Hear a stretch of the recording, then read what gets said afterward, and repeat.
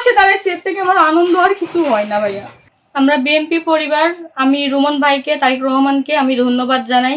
তারিক রহমান আইলো ওর মার কবর জিয়ারতে পরে এই মারামারি লাগিয়ে পরে একটা বাড়ি লাগিয়ে ফ্লাক্সটা ভেঙে গেছে। আচ্ছা দেখি ভেঙে গেছে, এখন একদম গুড়া গুড়া হয়ে গেছে ভিতরে।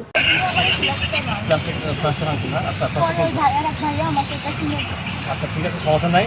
আপনার জন্য আমরা কিছু টাকা দিয়ে দিচ্ছি এখন, হ্যাঁ।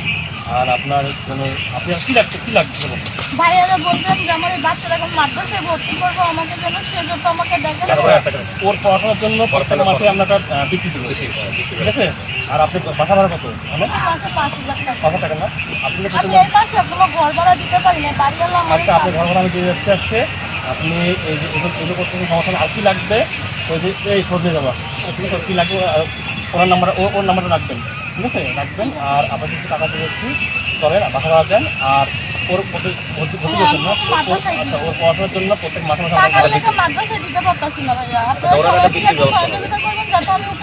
মাদ্রাসায় পড়ে ওকে ভবিষ্যৎটা আমি বানাইতে পারি। যে তোর বাপে ফেলাই দিয়ে গেছে ভাই, আমি তোর পারি না ফেলাই। আচ্ছা সমস্যা, আপনি তো ক্যাম্পাসে থাকেন, সমস্যা নাই।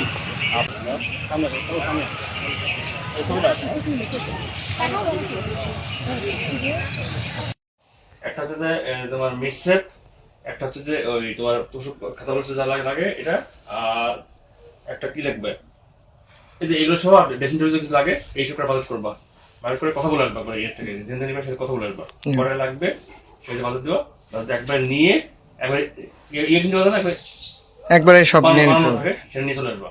ওই যে ইয়ে থাকে টাউন পাওয়া যায়, ঠিক আছে। নিয়ে চলে আসবে, নিয়ে আসবা, নিয়ে এসে দিয়ে দেবা, পরে বলতে দিয়ে দেবো, ই করে দেবো।